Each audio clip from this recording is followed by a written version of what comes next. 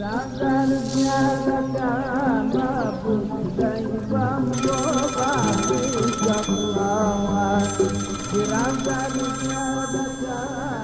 سەر چاو ئێستا بۆ بانەکە حەما بڕۆ کاک جەمال بانکە وڵێ تەلەفۆنە باش کاک جەمال وەرە تەلەفۆنە. السلام عليكم. الو شلونك حبيبي؟ شلون احوالكم؟ ماني زين والله. بۆیە کوڕەکمان دامەزران چونکە کوردستان زۆر پێویستی بە گەشە ساندن و کرانەوەی بوو بەسەر جیهاندا.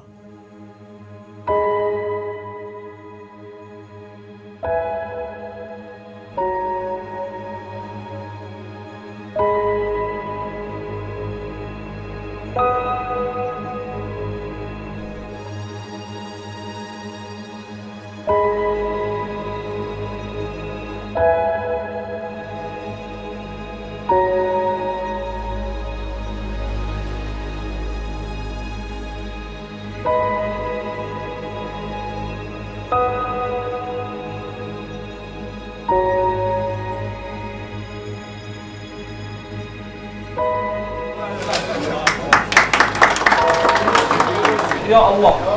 فيروز بي ئەبێ کە فکرم کردەوە لەو ئەنڤێستەیان لەم کۆمپانیا کە بکرێ زیاتر ئەوە بوو کە ئەنفراستراکچەرێک دابنێ بۆ ئەم وڵاتە چکە بەڕاستی بەبێی گەیاندن و بەبێی تەلەکۆمونیکیشن هیچ بڵێن قتاعێکی تر پێشکەوتو نابێ خێرا نابێ ئەو خێرایە کە ئێستا جیهانی گرتوتەوە هەمووی لەسای تەلەکۆمونیکیشنە لەسای ئەوەی کە ئێستا تێدا دەژین کە عەولەمەی پێ دەڵێن.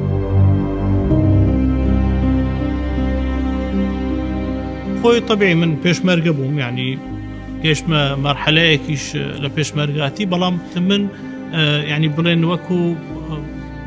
ئەفسەرێکی احتیاط حسابم بۆ بکەن ئیتر چکە من ئەبینم ڕسکێکی گەورە نەماوە لەسەر کوردستان ئەو شەڕانە کە تێپەڕیوە شەڕێکی تر ئەبینم کە شەڕەکە ینی پاشە ڕۆژە و گەورەترە ئەوەیە کە بینای ئەم وڵاتە بکەین. بە شانازیەوە کۆڕک یەکەم کۆمپانیای بواری گەیاندن بوو کە لە کوردستان دامەزرا و دەستی بەکار کرد. ئەو کاتە سیستەمی مۆبایل نەبوو ئیتیساڵات زۆر پاشکەتی بوو لە وڵات خەڵک بۆ ئەوەی بتوانی بە تەلەفۆنێک بکاتم بۆ دەرەوە پێویستیان هەبوو بچن ینی سنتەری ئیتیساڵات هەبوو دەچێن لە سنتەردا دەنیشتن بە سەعات هەتا تەلەفۆنێکیان وەردەگرت. کوردستان وەکو جەزیرەیەک وی لێ هاتبوو کە ئیتیساڵاتی نەبوو بۆ دەرەوە. طبعاً بوونی یەک تەلەفۆنیان تەلەفۆنێکە دەگەرت داوێ بۆ ئەوەی بتوانین لە ڕێگاش حتا قسە بکەیت دنیا گۆڕانکاری لە ناو ژیانی خەڵک و بە تایبەت لە مەسائلی ئابووری و اقتصادی دروستی کرد. ئەو ماوەیەک ستافێکی لۆکاڵی زیرێک دامەزراند و حتا پیشان بنە یەکێک کۆمپانیەت ماسترین و باشترین کۆمپانیەت ئیتیساڵات لە عێراق. ئێستاش ئەو قسەیەم لە بیرە کە لە کۆبوونەوەیەکە باسکرا جەنابی کاکسیروان سەرۆکی کۆمپانیا وتی من ئەمەوێ ئیتر لەمە و دوا خەڵک چەک هەڵ نەگرێ مۆبایل هەڵگرێ لە بری ئەو چەکە کە ئەمە ینی زۆر پێشکەوتنێکی ئێژگار گەورە بوو بۆ ئەو کاتی کوردستان. نەک دروستکردنی کۆمپانیا و بەگەرخستنی هەربیرکردنەوە لە دامەزاندنی کۆمپانیای گەیاندن بەڕاستی خۆی لە خۆیدا ئازایەتێکی گەورە بوو. ویستم کە شتێک بکەم بۆ ئەو وڵاتە کە نەبووە و هەروەها کە ئینفراستراکچەرێک یاخود ئەساسێک دابنێن بۆ ئەوەی بینای لەسەر بکرێ و بگاتە مستەوای وڵاتەکانی تر لە جیهان.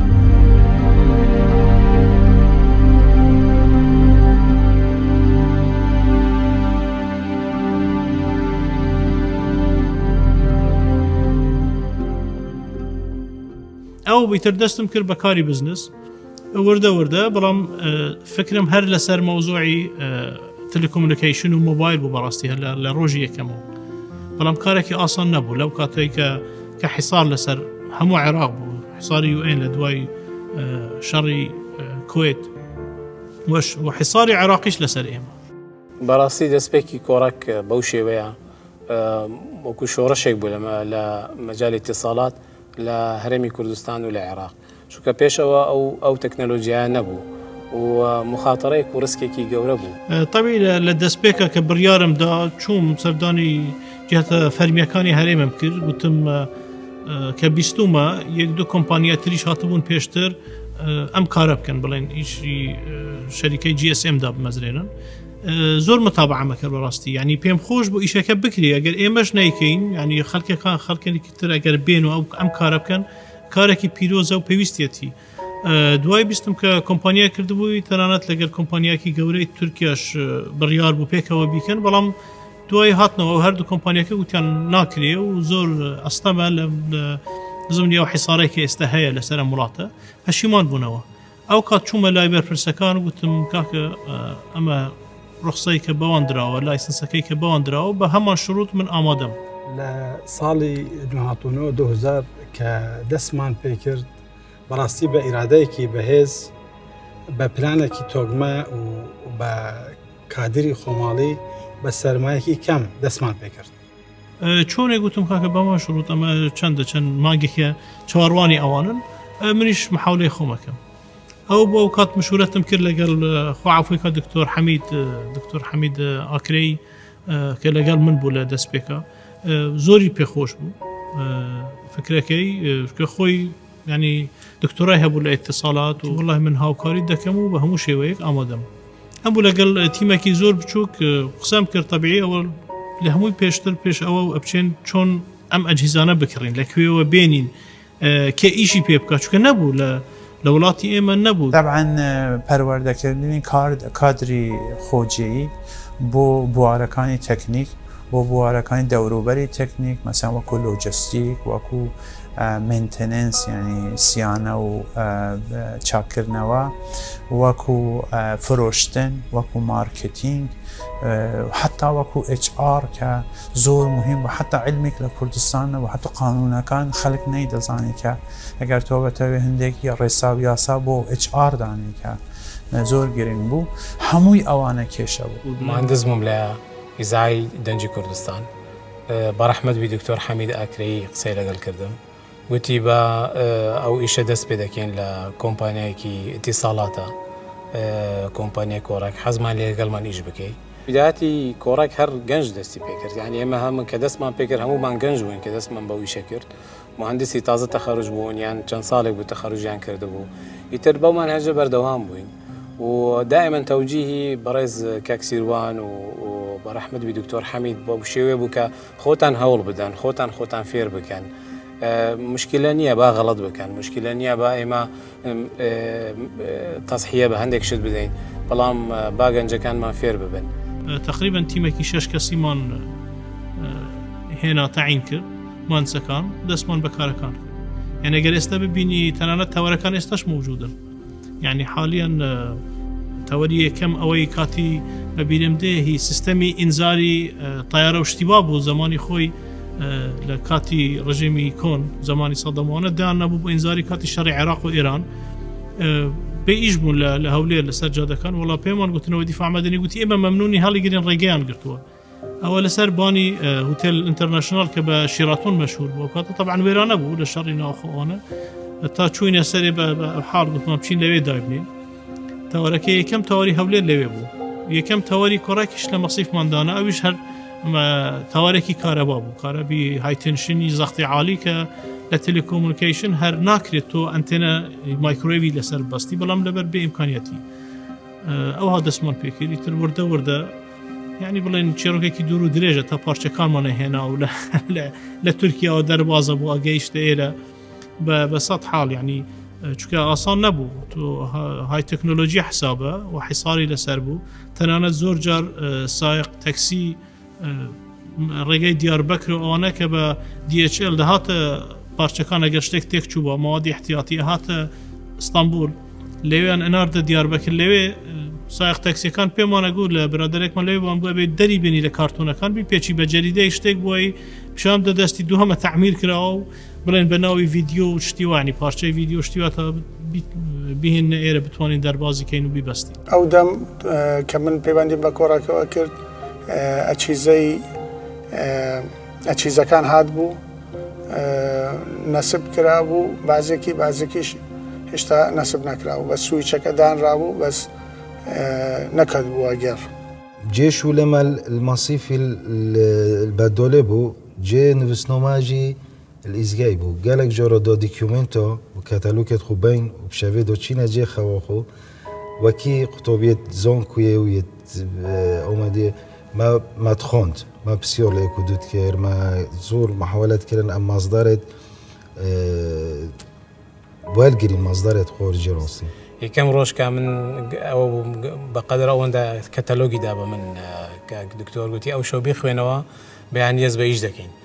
يتر أو شو هتا تقريبا هتا درنجاني شو ام دانشتوينا منو مهندس رزقار هذا كتالوج أنا ما خويندوتو هتا زاني من سیستەمەکە چۆن دابنین لە ڕێگای جۆراوجۆر داوای بەرفراوانکردنی شەبەکەی کۆڕاکیان دەکرد خەڵک لە زۆر جار لە ڕێگای با بڵێن مدیر ناحیەکان زۆر جار ڕێگای وزارەتی گواستنەوە گەیاندن داوایان دەکرد زۆر جاریش لە ڕێگای مختارەکان یان خەڵکی لادەیەکان دەیەکان پەیوەندیان پێوە دەکردین مباشر تەلەفۆنیان بۆ من دەکرد یا بۆ مهندسەکانی دەر زۆر جار بوو کاکسیروان دایان کرد بۆ خودی کاکسیروان دایان کرد کاکسیروان زۆر بە احتیمام وەریان دەگرت یا کتابیان دەکرد دامەزراندنی ئەم کۆمپانیایە بۆ ئەوە بووە کە ببێتە یعنی کۆمپانیایەکی نیشتیمانی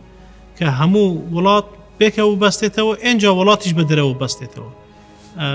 و خەڵکانێکیش ینی هەموو احتیمادم ئەوە بوو کە ڕۆژێک لە ڕۆژان بێ لە وەختێکی ئێمە دەستمان پێکرد باسم کرد یەک مهندسمان هەبوو بچێ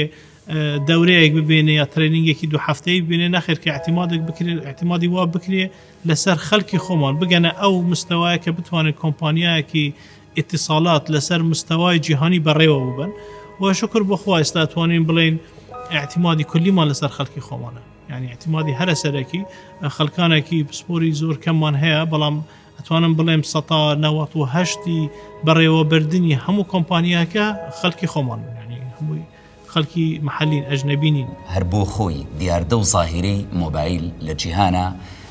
دیاردەیەکی تازە بوو تەنانەت لە وڵاتێکی وەکو وڵاتی سوید لە ساڵی 1996ەوە ئیتر سەرەتاکانی دروستبوونی کۆمونیکیشن و ئیتیساڵات و مۆبایل پەرەیسەن تا گەشتە کوردستان لە ناحیە سرویس و خەدەماتیش مثلا وەختی کۆڵ سنتەرماندانە طبعا دیراسەیەکی زۆر کرا حتا دوو مامۆستای زانکۆی نەفسی هەبوون لەگەر کەسەکانیشیان دەکرد بۆ ئەوەی کە یارمەتیان بدەن کە خزمەتگوزارێکی کامل و باش و بەردەوام بدەنە خەڵکی کە مەسەن کچێک بێ کە دەنگخۆش بێ نەرمونیانتر بێ بتوانێت تەحملی ئەوەی بکە مەسەن پرسیارەکان چۆن هەندێک جار خەڵکێکەش ئێزعاجی ئەوەی دەکرد کە مەسەن سرویسەکەی دەدا چۆن کەلتورەکە وا بۆ هێشتا خەڵک ڕێنەهات بۆ یعنی ئەو کەلتور و ئەوەی وەرنەگر بۆ کە چۆن استفادەیەکی دروست لە مۆبایل و لە سرویسەکانی تەلەکۆم بکات هەتا 10,000 مشتەرەکیش بدات بە سیستمێکی لۆکالی بچووک دەستمان پێ کرد ئەو دەم کەپەسیتی و زەرفیەتی ئەو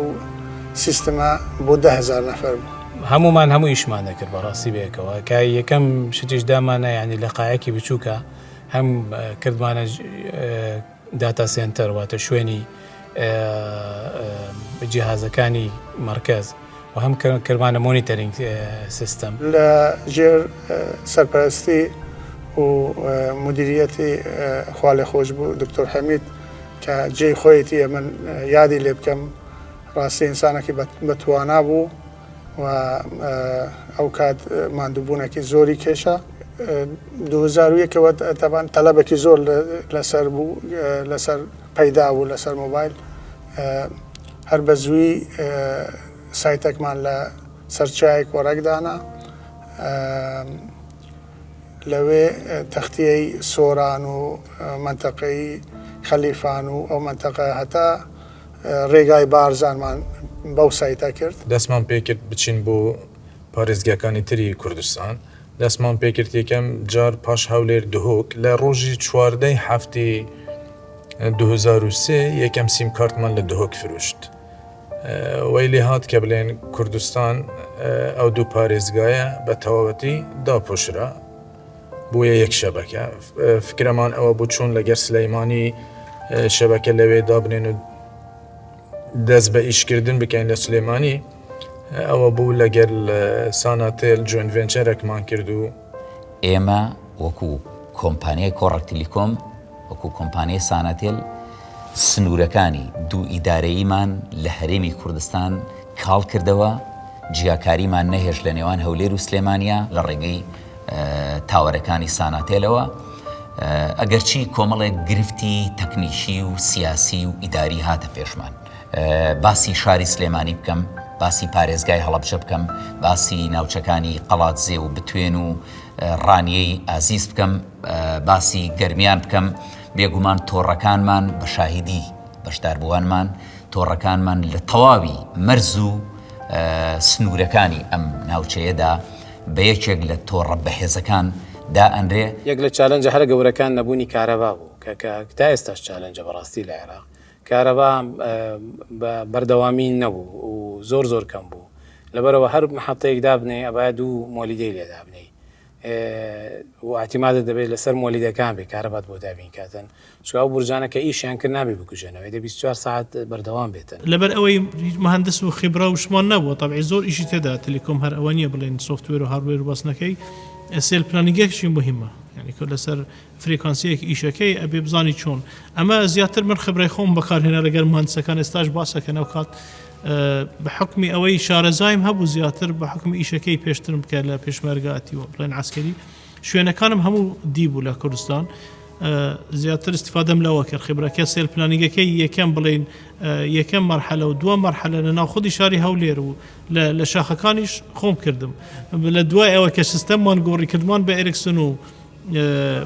مهندسەکان هاتن بۆ ئێرە ئەوانش اعترافیان کرد گوتی ئەگەر یەکەم مەجبە و دووە مەجبە ئێمەش لێرە بووین هەر ئەوماندانا لە بیداەتی دەستپێکردنی کۆڕێک لە ساڵی 2000ەوە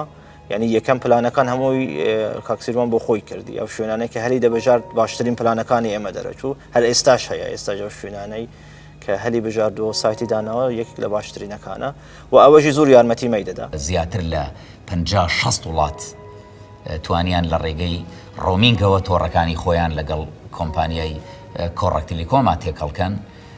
ئەمەش وای کرد کە هەر کەسێک کە مۆبایلی کۆڕێکی پێیە بتوانێت بە ئازادانە هەر لە وڵاتێکی وەکو تورکیا یا ئێران یا وڵاتە ئەوروپیەکانەوە بتوانێت بە ئازادانە لە ڕێگەی تۆڕ و کەڤەرجی کۆمپانیا جیهانیەکانەوە قسە بکە کۆنتاکتی بەردەوام بێ لەگەڵ دۆست و ئازیزانیان.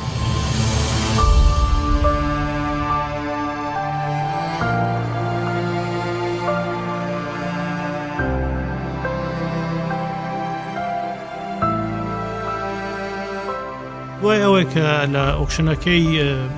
بڵێن لە عەمان سەرکەوتوو بوون هەرچەندە ینی سعرەکەی نرخەکەی زۆر بوو بەڵام لەگەڵ ئەوەش سوپاس بۆخوا توانیمان وەکو کۆڕەک ڕوخسەتی دائیمی عێراقی وەربگرین کە ئەوەی بڵێن 15 ساڵ بوو سەرکەوتوو بوون ڕوخسەتەکەمان وەرگرت بڵێن لایسەنسی هەموو عێراقمان وەرگرت هەموو وڵات کە ئەمە ئیجازەکەمان وەرگرت دەبای ئەمە بچینە شوێنێکی یەکێک لەوانە یعنی ئەوانەی مشتەرکەکان لەوان وەرگرین فعلەن ئەو شەریکەی کە بڵێن لە وەسەط لە ناوەند کاری دەکرد بۆی دەرنەچوو و بەجێهێشت دەبی ئەو ئەچیزانە و ئەو مشتەرەکانە بفرۆشیت کێ فائیزە کێ دەرچووە هاتیتە جێ ئەوان کۆڕەکە بەڵام بەمەیان نەفرۆشت چۆن بە شەریکێکی تریان فرۆشت يعني مخالف بوو لە بۆ شروطی عقد و شروطی ڕوخسە و شروطی بڵێن هەیە ئیعلامی و اتصالات هەیە اتصالاتی عێراقی ئەو کات ئێمەی تەخیر کرد 6 مانگ فرێکانسیەکانی نەدا بە ئێمە لەوەی تریش ئەم سێ کۆمپانیا کە پێشتر بڵێن ڕوخسەتە موقەتەکان هەبوو لە تەندەرەکە و لە ئەسوولەکە ئەو بوو هەر لەم کۆمپانیا هەر کامیان دەرچوو ئەوەی نوێ تەندەری دائیم وەرەگرێ ناچارە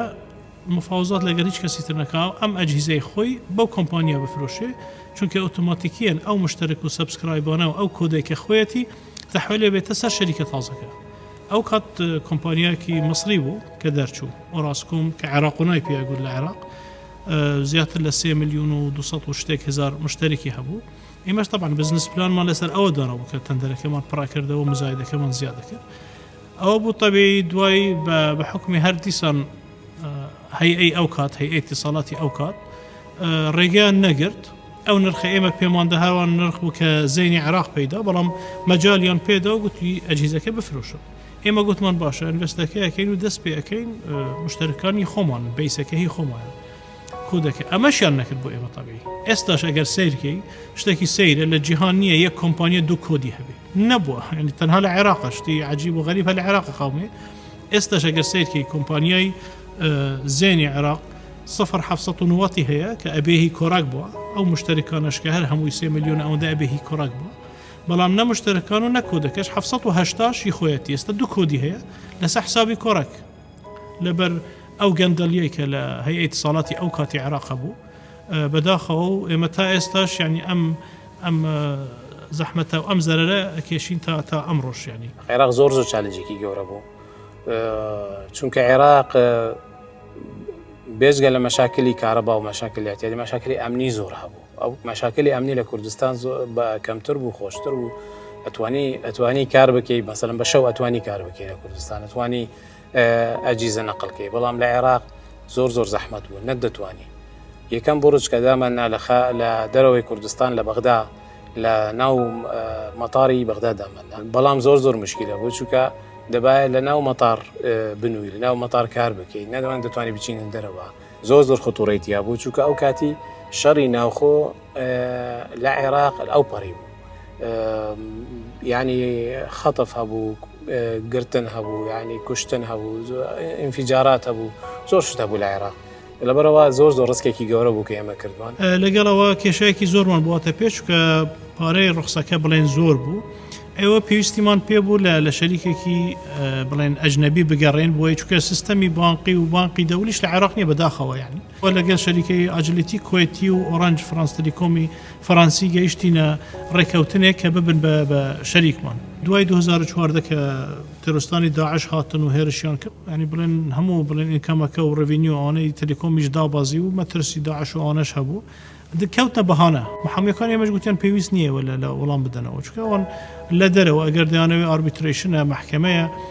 خەتای خوانە دوای ئەوەش طبیعی ینی وازیان لە ئێمە هێنا چوونە سەر حکوومەتی عێراق چکە حکوومەتی عێراق ئینزاریاندا لە کاتی خۆشی کە پێویستیمان بە پارە و بە گوێرەی ئەو ئەگریمنت و ئەوەی عەقدەکە کە کردومان ئامادە نەبوون 2 ساڵ بووگوتمان پێویستیمان بە پارەیە حەسەیان نەهێنا ینی دیار بوو وازح بوو پێیان خۆش نییە بمێنەوە چکە وەزع اقتصادیەکە تێک چووە ئەوە بوو دوای ئەوەی چون محکەمەیان کرد لەسەر عێراق لە ئەمریکا و لە ICC لە ئاربیتریشنی پاریس نەک لێرە کەوتنە محکەمە گوتی چکە عێراق دووسێ ئینزاریان بە ئێمەدا گوتی ئەو شروطانەی کە ئەوان لەسەری هاتوون پێشێشیان کردو بە حکوومەتی عێراقی طبعاً خۆی تیمەکانی ئەوان چوون بۆ بەغدا ئێمە نەچوون ناوەماندا بووی گوت کە ئەمانە ئێمە ئامادەین لەگەڵ ئەمان شەراکەت بکەین کاتی خۆی ئەوان چوونە لای بەڕێز مالکی و عقدەکان بردبوو شروطەکانیان بردبوو گوتی ئێمە دێن استثمار دەکەین بەم شروطانە موافقەتیان وەرگرت بوو ئەم شروطان جێبەجێ نەکردبوو تا ساڵی 2013 هەر حکوومەتی عێراق و هەیە ئیعلامی اتصالات و ئەوانە بوون ئیلغای شەراکەتەکەیان کرد یعنی نەک کۆڕێک بڵێن مساهمە قەدیمەکان دەست پێشخەر بوون لە ئیبطالکردنی ئەو شەراکەتە ئەوان شروطیان نووسیوە کە دێن ئەمە ئەکەین لە ئینڤستەکەین لە عێراق لەگە کۆڕەکە ئەوەندە ئینڤستە ئەوەندەیە ئەمەم شروطانە جێبەجێ نەکردووە بۆیە عێراق لەسەر حەق بوو ئەمە محکەمەکەیان دۆڕاند بەڵام ئەو کاتی کە بڵێن شەراکەتشمان هەبووە شەریکەکان کە بە فەرمی هێشتاش لێرە بوون ئەو کاتیش ئێمە بڵێن بە فەرمی هەویەکە هەر عێراقی بوو چکە تۆ لە 50% بەسەرەوە بی هەر هەویەکەی ئەو وڵاتەیە کە تۆی لێ یعنی بڵێن کۆمپانیاکی عێراقی بووە ئەوەی نەبووە سەهمەکەمان هیچ وەختێک وەکو کۆمپانیاکانی تر کە لە 50 زیاتر یان 60 زیاتر ببێتە هی ئەو وڵاتە کە شەریکە بۆی کۆمپانیاکە عێراقی بوون ئەوانە ئێستاش هەر وەختی ئەوانیش بگەڕێنەوە بێنەوە سەر سەهمەکانی خۆن هەر عێراقی دەمێنێتەوە چکە تەنها کۆمپانیا بڵێن کە ئەسۆمەکەی عێراقی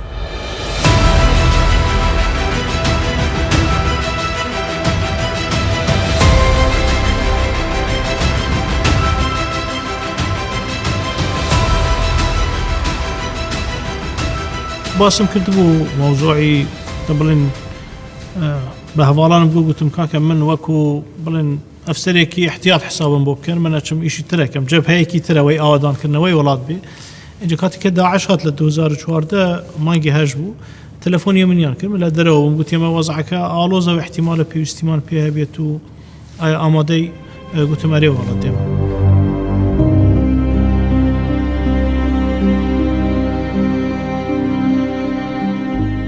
وتیان 150 پێشمەرگەیەک لەوێ هاتوون ئامادەن ئەگەر هەر لەگەڵ خۆتیان بیبیت بۆ ئەوێ بگەر ڕێگە بگرن لەو داعشانە کە دێن بەرە و هەولێر ليش هاتني داعش كورا كرولكي جوري هبو لمجال الاتصالات لشاري موصل همو شاري موصل ما تختيه كردبو لهمو شوينك همو كنو خوش بنك كومباني كورا كي لبو سيجنال مان هبو خلق بكاريه هنا والله بهاتني داعش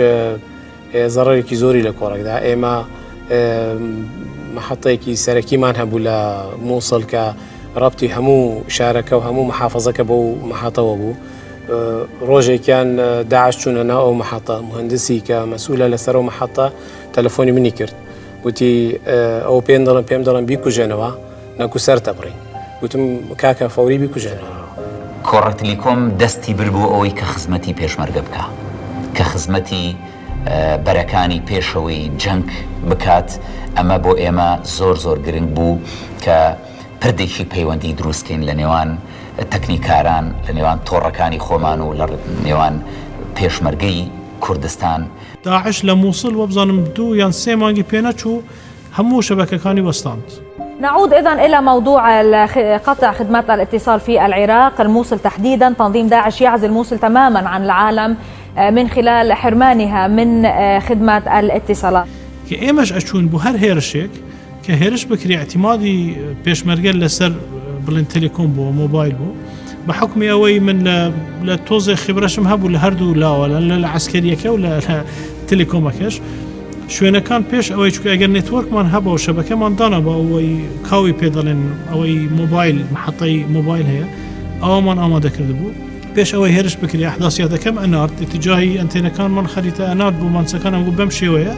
لفلانة الرجع بداي بنين لفلانة ساعة صفر كم دواي بيا قلت طبعا شو كنا أويران إما إيش بيبكين أجر زوتر بابا الرجع مثلا داعش أي بيني خط هي أيضا اشتكي همو جار مثلا يك ساعة بيش أو ساعة صفر كم بو هستي بينا كان بلا بيانيان عادة كهير شكرا وانقول إيش بيبكين إحنا ساعة مفرق الحمدانية عم نشتغل أبراج كورك تيليكوم عن ثبت الشبكات عن مأمن الاسمو البيشمرقة للجيش إيشان بيكردو استفاديان ليأكل إنجا هم بو نقبو بو بيشمرقش دوايا ويكا بلاي تحرير نينوات دامزرا هروا بو جيش عراقيش لقال بيشمرقة بو أوانش ما نكر إنجا بيشمرقان يعني منسكاني إما وكو بيشمرقة يعني برواب كشويني وابو قصف هر زور نزيكي وان بو هر جاريك إما لو بري زيبون بلا روج آواي زي قورة هرشك هبو تلفون بوكردو بيم قلتن بين فرانشون هر بغلطي رويشن تقريبا شون ناو داعش كان بو برجك دابنين امر ريموت كنترول كا دسكردي خويان بو ستيكريكي لسر بو تعليماتي بكار هناني لسر بو لجيرا وشي نسراو يعني همو برنت كراو هناك بدستيش نسراو كبه هيج شويك ناكري سيم كارتي كوراك بكار بينن بالموصل ماكو تغطية ماكو وكان دواعش ما يخلون أحد يستخدم تليفون يعني كنت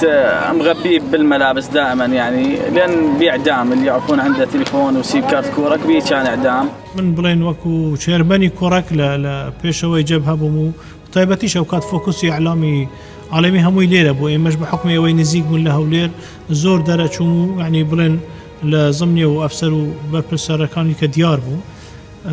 لجبهة بو أما سبب بو بالتأكيد سبب دوهم يعني هر بيشتريش بيش أوي ببن بداعش وبيش أوي يعني داقير وكو داقير كان ياخد بلن كنترولي أو شوينا نبكن وكو موصلوا شوينا كانيتر كانوا ينشت الدولة الإسلامية بو سوريان لقالنا بو أو وقت الليس برايسيان هبو تاكس ضريبيان لحمو خلق ورقرت أو كاد باجيان ورقرت لموصل إيمش نمانه دا يعني چند جار إيمه توانم بلين بديان تاور رسمشت هي بديان جار تاوركانيان تقان دوهي كورك چوكا إيمه آماده نبوين زور جار لوي يعني خلقك فقيران ترسان كارمندكاني إيمه لموصل وآوانه أنقو هكا دواي إيمه أكوجن چوكا تهديدي آوانيش يانا كر قلتم كاكا إيمه ناتواني مثلا آوانيه إيمه أزاني خلق كتيريش بقويري معلوماتي إيمه بشكمانه بي بلام همو خلق باريه ده همو كومبانيا كان قلتم إيمه نامانه ببيني الشريك لكشتري خلقي مدني بالنتيجة مان إرهابين يعني إما شون باريان بديني بوي إنجا بوي بديان تاوركاني إما أنا تقان دولة مناطق سنية أو كات يترأوا بولا همو شوينك كورا كجاوة لناو موصل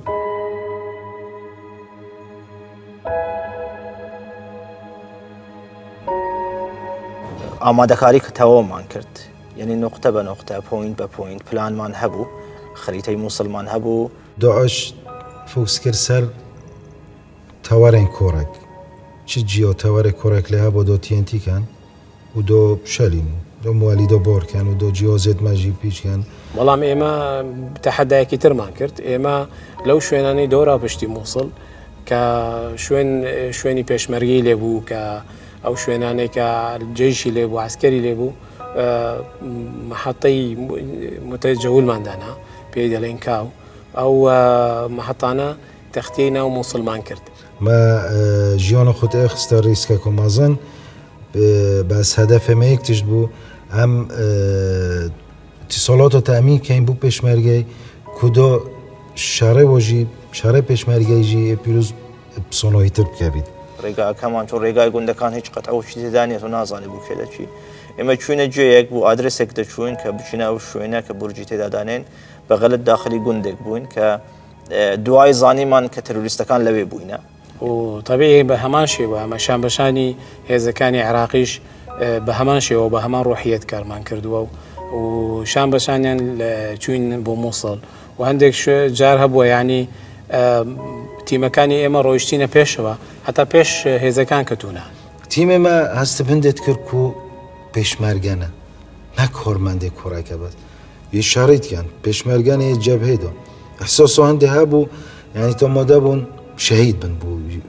وی ئارکی وی شوولی خزمەت گوزاریە دەنگەکان کە کۆڕک پێشکەشی کردە و کاتە فری ئۆفەر بوو کە کۆڕک عرزیت کردو بوو منتەقەکان ئەو جێی کە بورجەکەمان دادەنا داخلی ئەو پلانەمان دەکرد کە بە فری بیت بوو پێشمەرگەکان بوو خەڵکی ئەو منتەقەیە چونکە منتەقەکی تازە لە شەڕ ڕزگار کراوە بوو سەبارەت بە پێشمەرگە قارەمانەکانی بەرەکانی جەنگ ڕای دەگەینین کە بەردەوام دەبین لەسەر ئۆفەری تایبەت بە بەرەکانی جەنگ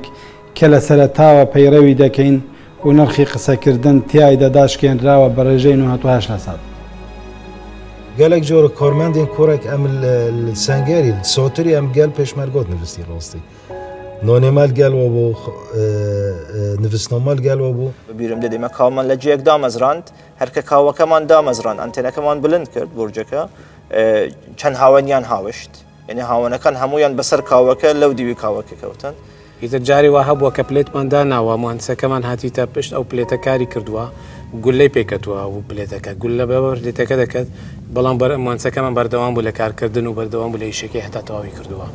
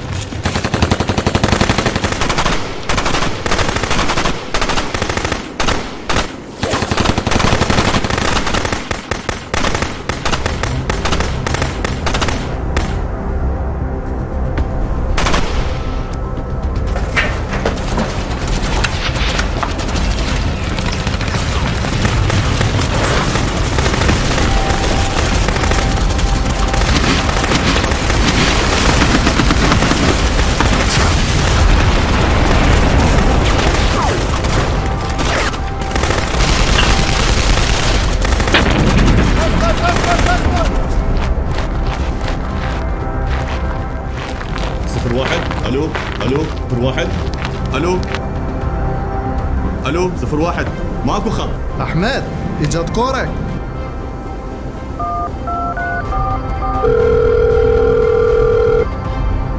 سيدي هسه المكان امن.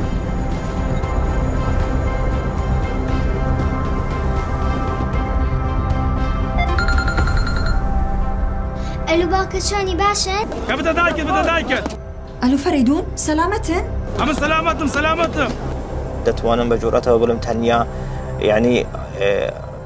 کۆمپانیای گەیاندن بووین کە لەو کاتانە ئیشی دەکرد لەو کاتە دژوارانە ئیشی دەکرد لە ناوچەکە و خەڵک زۆر استفادەی لێ دەکرد. ڕۆلی کاکسیروان لە کاتی پلاندانان بوو دامەزراندنی بورجەکانی کۆڕێک لەو شوێنانێک کە ئازاد دەکران زۆر گرنگ بوو. خەلکی میسل شیان استیفادە شکۆڕێک بکەن شیان تەلەفۆنە بکەن بۆ مرۆڤێن خۆ بۆ برادرێن خۆ وەزعی خۆ بۆ دیارکەن. ئەvە پێنگاوێک بۆ بۆ خەلکی میسل تۆن و کەژی خەلکی میسل gelek jara supasyomet ken. ڕاستی جێگەی سوپاس و پێزانینن بۆ هەموو کارمەندان و بڵێن ئەو کارگەر و مهندس و تەکنیشن و هەمووان ئەوانەی کە لە کۆڕک کاریان کردو چه پێشتر و چه کۆڕەکان کە گەیاندوتە ئەم حاڵێکی ئێستا تێدایە کە کۆمپانیایەکی نێودە وڵاتی بەژماردێ و لە کواڵەتی و لە سرویس و لە هەموو تەکنۆلۆژیەکەی کە پێی گەیشتووە لە سای ئەوان بۆ بەڵام بە تایبەتی جێگەی پێزانینی منە بەڕاستی لە کاتی شەڕەکە لە شەڕی تێروستانی داعش ینی بڵێن ڕۆحی خۆیان خستۆتە مەترسی بۆ خاتری پێشمەرگە بەڕاستی جێگەی تەقدیرێکی زۆر چکە وەکو باسم کرد واجبی ئەوان نییە و خەڵکانێکی مەدەنین ینی هەر کەسێک لێوانە بە زۆری نەبووە بڵێ وڵا ئەبێ بڕۆی نەخێر هەرکە پێیان گوتووە ینی کە تەنانەت لە مدیرەکانیشم ئەپرسی کە ڕاستە و خۆ سەرپەرشتیانە کرد وتی هەر وەکو تاوارێک لە ناو شار کە داانەی لە هەر شارێک هەروە هەستیان کردو نەخێر ئێمە ئامادەین مادەم ئەوەیە مادەم بۆ پێشمەرگەیە ئێمە ئەڕۆینە بە زووترین کات جێبەجێکەین بەنی زۆر جار بۆ بەرەبەیانی نیوەی شەو حرەکەتیان کرد و چوونەتە شوێنی زۆر ترسناکە خۆتان نەزانە شەڕی تروستانی داعش زیاتر شەڕی بۆ بڕێژکردن و TNT بووە ینی هەر بژگە لەوەی کە نزیک بووە لە شەڕ یاخود لە هاوان احتیمالی ئەو بە هەر کاتێک بەسەر لۆغمێک دەتێپەڕن بەڵام هەموو کاتێک ئامادە بووم ڕاستی جێگەی سوپاس.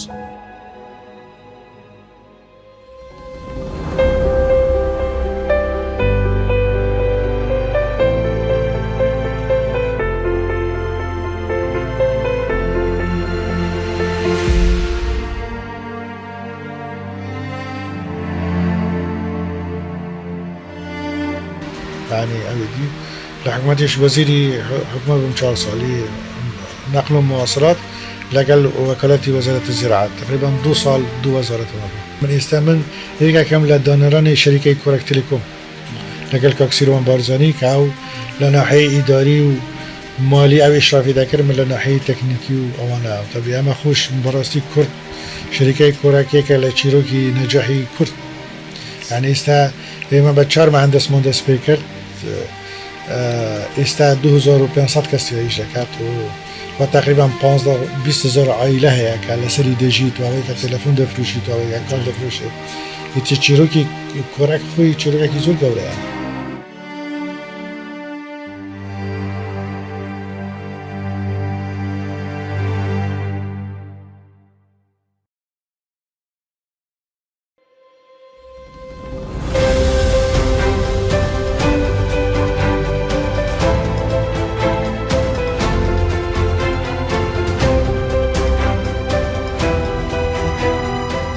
طبيعك لا بلين هدفەکانی من زیاتر بەڕاستی ئەوەش بوو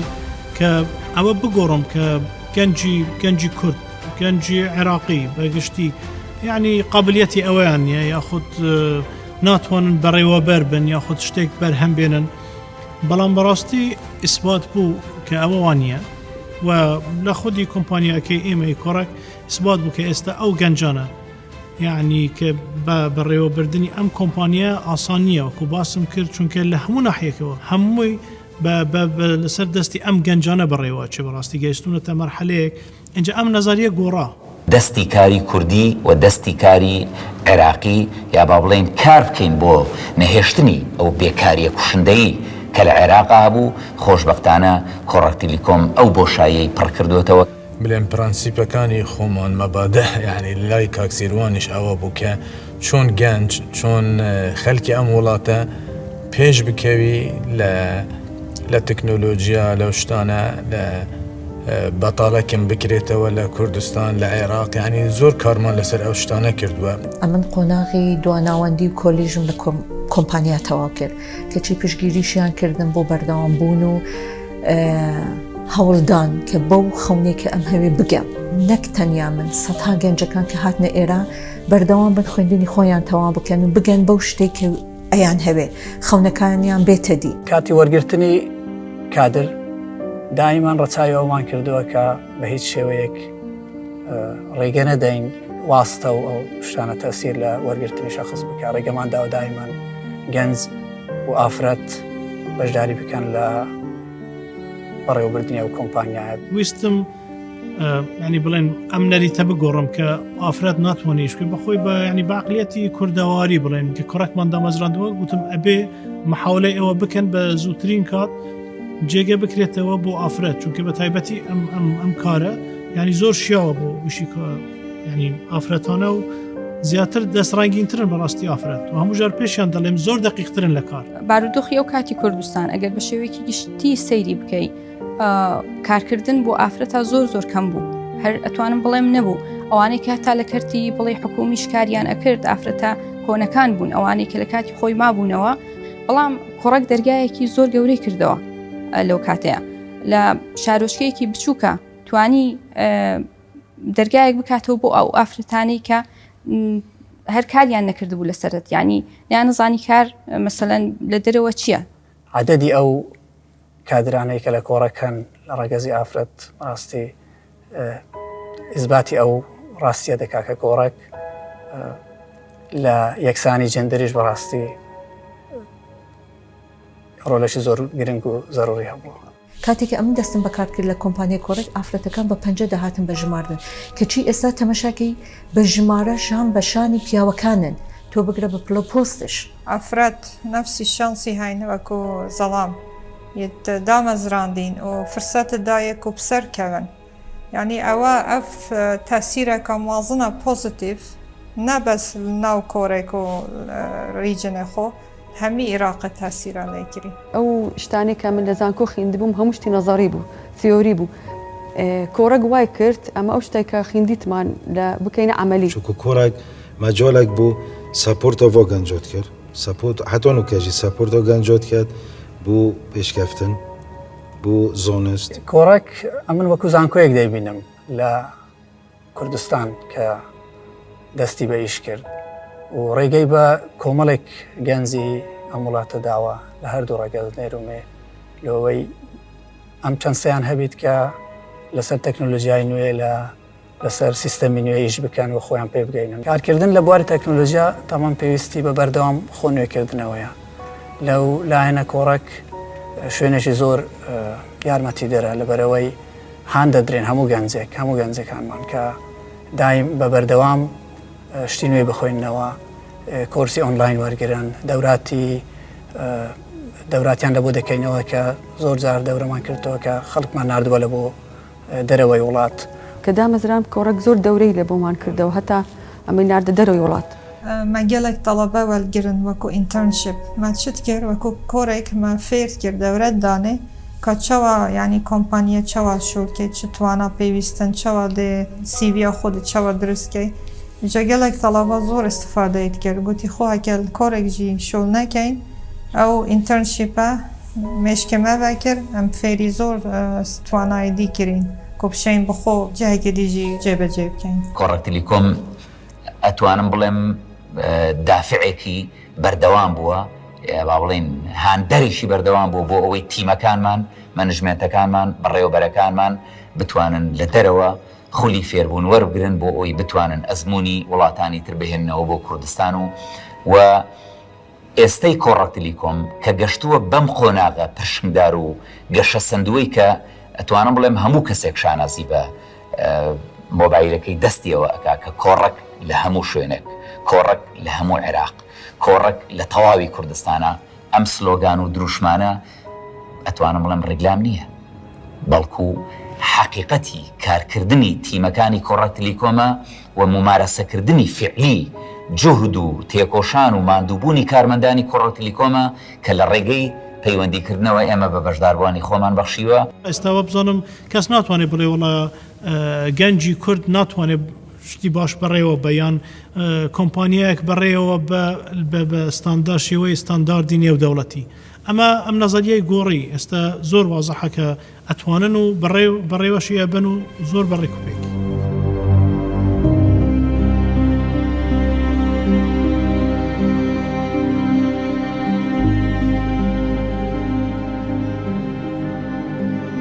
کۆڕێک وەکو کۆمپانیاک بەڕاستی وەکو کۆمپانیایەکی ئەوە نییە بڵێ کۆمپانیاکە کە دا مەزراندووە سەیری کەم وەکو کۆمپانیایە کە قازانجە هێنێ بەڕاستی. ینی کۆمپانیای کۆڕێک ئەتوانم بڵێم کۆمپانیای هەموو خەڵکە، کۆمپانیای حکوومەتە، خزمەت گوزاریە، تەنانەت زۆر جەرقای مەقامەکانەوەش هەر وەکو بەشێکی حکوومەت حسابی بووەکەن لە فلانە دیات فلانە ئێمە ئەزانی زۆر زەحمەتە و نێتوەرکی بۆ بن و فلان، بەڵام پێویستی خزمەت گوزاریەکی بۆ ئەم خەڵکە ئەوێ بیبن. ئەمەمان کردو هەموو کاتێک، یعنی لە هەموو بارەکان چ لە هاوکاری بڵێن ئنجیۆکان بێ، چ لە هاوکاری ئەم وڵاتە و پێشوە بردننی ئەم وڵاتە بێ. بۆیە بەڕاستی کۆمپانیا کۆڕێک هیچ کاتێک من سیر ناکەم کە بڵێ کۆمپانیایەکە تەنها بۆ قازانج بەرهەمهێنەوە. بە تەنها کۆمپانیایەک نەبووە بۆ سەرمایە گوزاری لە بواری مارکتین و بەدەستێنانی پارە و یا با بڵێن کۆکردنەوەی سامانە نەخێر. کۆڕێک تەلیکۆم لە هەمان کاتە ئەتوانم بڵێم هاوکاری تەواوی دەستگاکانی ڕاگەیاندن و میدیاکاران بووە بۆ ئەوەی هوشیاریەکی گشتی دروست بێ لە کوردستانە. ئێمە تەنها کۆمپانیەکانی مۆبایل وەکو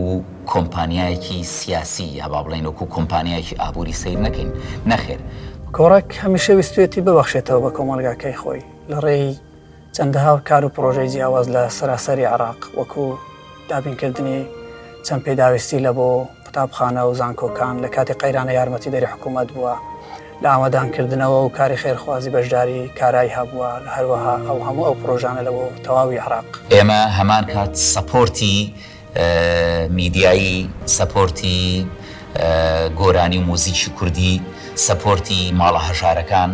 ئەو کارە ساتە مرۆیانەی کە بەسەر کوردستان و عێراق هات لە ڕێی تیمەکانی کۆڕێک تەلیکۆمەوە. هەمیشە من وتەی یەکێک لەو خاوەنکارانەی گەرمیارم هەرگیز لەبیر ناچێتەوە کە ڕۆژێک بە خۆمی وت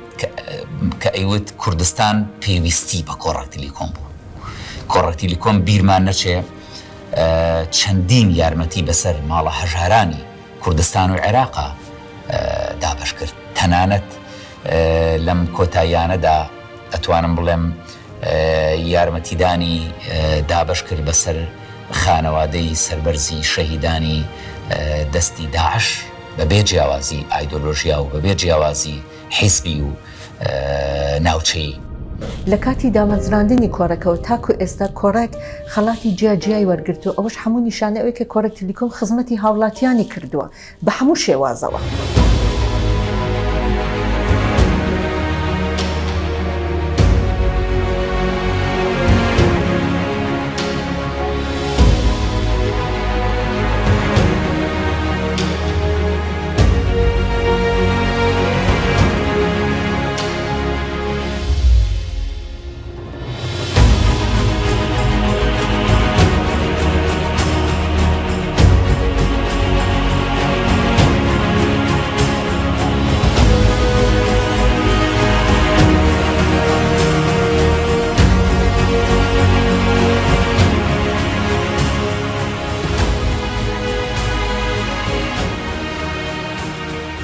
جێگەی شانازیە بەڕاستی بۆ تیمەکەی کۆڕێکە گەیشتەوە مەرحەلەیە تەنها کۆمپانیای بڵێن کوردستانیە لێرە کە گەیشتوتە ئەو ئاستە بە دەستی خۆی بەبێ ئەوەی هیچ پشگیریەکی هەبێ لە وڵاتێکە خود لە بانقێکی دەولیان لە چونکە ئاسان نییە بەڕاستی تۆ لە ئەم وڵاتە لە بێ ئیمکانیەتە لە بەبێ ئەو سیستەمە بانکیەکە هەیە ئینتەرنەشناڵ و بانکی دەولی پشگیریت بکە تۆ لە هیچەوە لە سفرە لەو تەوارانەکە باسم کردو بیگەینێتە ئەم مستەوای کە ئێستا کۆمپانیایکی ئینتەرنەشناڵە. یعنی براندەکە لێرە دەرچووە بەڕاستی جێگەی شانازیە خۆم شخصی کە دەستم پێکردووە لە خاونێکی بچووکەوە خاونم پێوەبینەوە کە فکرەکەم دانەوە بگاتە ئەم مەرحەلەیە و بەو ئیمکانیەتەش یعنی زۆر جار هەبووە زۆر مەرحەلە هەبوو بەڕاستی حتا ئەوانەیە کە لەگەڵ من بوون لە ڕۆژی یەکەمیش هاتوون ینی لە هەموو بەشەکانی کۆڕاکیش کە ناو کۆڕاکیش ئیشەکەن ئەڵێ باشە چۆن جۆراتت بە خۆدا مەسەن ئەم مەرحەلەیە بکەن خۆ بچی ئەم ڕوخسای وەرگری بەم کولفەیە چۆن بەڵام خاونێک بۆ هاتە دیە الحەمدولillah ئەمڕۆ کۆمپانیایەکی نێودەوڵەتی حسابەوە بڕاندێکی کوردستانیشە کوردیە لە زۆر کۆنفرانس و شتیواکە چین دەڵێن کوڕێکی کوردی ینی کۆمپانیای کۆڕێک تەلیکۆم ئەتوانم بڵێ میکێکە لێ یەکەم کۆمپانیاکانی کە دامەزرا لە ڕۆژ یەکەمەوە لەسەر پێی خۆی و بەکارمەندی خۆماڵی دەستی بەکارەکانی کرد ئەیان توانی لە دەرەوە خەڵکی پسپۆر بێنن کە ئێستا پێڵێن ئەکسپات بەڵام کۆڕک ئەوەی دومی هەڵبژارد کە هەل بدات بەکارمەند بە گەنجەکانی خۆی بۆ ئەوەی ئەوان بتوانن تواناکانی خۆیان بدۆزنەوە و بتوانن ئەو تەکنۆلۆژیای نوێیە سوودی لێوەربگرن و فێری بن و بەکاریشی بێنن تەنانەت بە سەرۆکی ئەنجومەنی بەڕێوەبردن و خاوەنی کۆمپانیاکەشەوە کە خەڵکی ئەم وڵاتەن و دڵسۆزن بۆ ئەم وڵاتە و توانیان کار بکەن بەوەی کوردستان لە دۆخی قەیراناوی و دۆخی ئابووری سەختە تێپەڕێنن و ئەم تەکنەلۆژیا گەورەیان هێنایە کوردستان کە ئەمە لە ڕاستیە داهێنانی گەورە بوو بۆ کوردستان و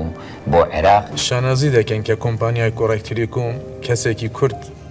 خاوەندارەتی دەکات و بەڕێوەی دەبات و کچ و کوڕی ئەم وڵاتە کاری تێدا دەکەن.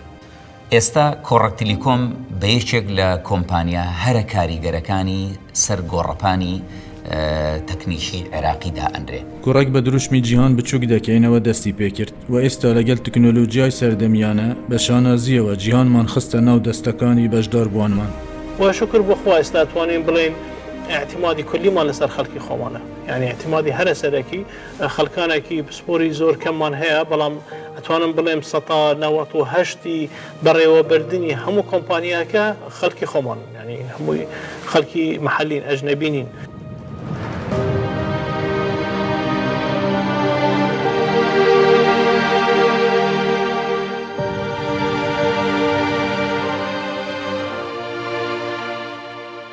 کۆڕک لە بتوانین بڵێن لە 20 ساڵی ڕابردوو تا گەیشتوتە ئەمڕۆ بە ئەزیەتێکی زۆر نەهامەتێکی زۆر یعنی زۆر کاری ئاسان نەبوو بەڕاستی تا گەیشتوتە ئەمڕۆ بەڵام کۆڵمان نەداوە. ئێمە هەدەفێکمان داناوە کە ببینە براندێکی نێودەوڵەتی کە لەم وڵاتە دەرچووە لە کوردستان دەرچووە و الحەمدولillah گەیشتین بۆ مەرحەلەیە و لەمە دواش ئێمە هەموو ینی هەدفمان ئەوەیە کە بگەینە ئەو مەرحەلەیە کە هیچ کاتێک لە دوای وڵاتانی جیهان نەبین هەرچی تەکنۆلۆژیای نوێیە هەرچی خزمەتگوزاری نوێیە کە دەگاتە جیهان دەرەچێ ئەبێ لێمە جێبەجێ بکەین. تا ئێستاش ئەتوانم بڵێم ئێمە ئەگەر 100% نەبێ بەڵام 95% سەرکەوتوو بوون لەم کارە و بەردەوامیش دەبین. یعنی ئەم 20 ساڵی ڕابردوو سەختیەکانی زۆر سەختیمان بینیوە زۆر زەحمەت بۆ تا گەیشتونەتە ئەمڕۆ من ئەبینم لەمە و دوا ئاسانترە بۆ ئێمە کە بە باشتر بەردەوام بین و باشتری بکەین و ئینشاءالله بەردەوامیش دەبین و باشتریش دەبین.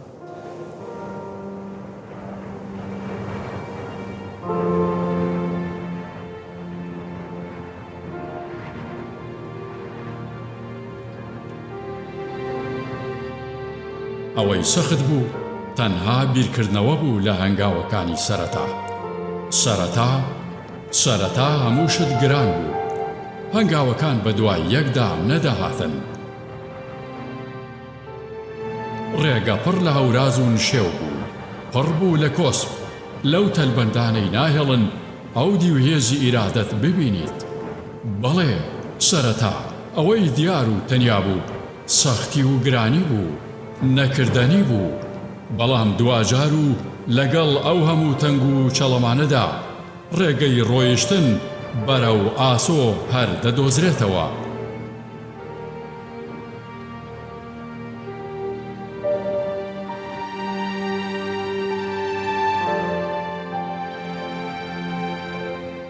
هەرگیز هیچ دۆستێکمان جگە لە چیاکان نەبووە ئاسۆش ئەوەتە هەر لەوێ لە پشت ئەو چیا سەرکەشانەی بۆ ئەبەت پەناگە و شوێنی مان و بوونی ئێمەن.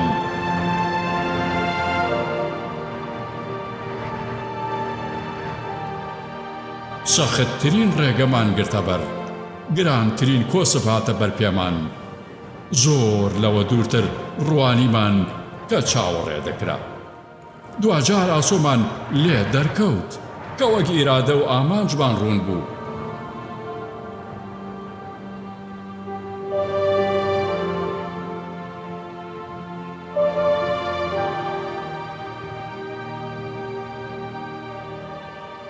نەوەستاین، نەکەوتین، ماندوو بووین، بەڵام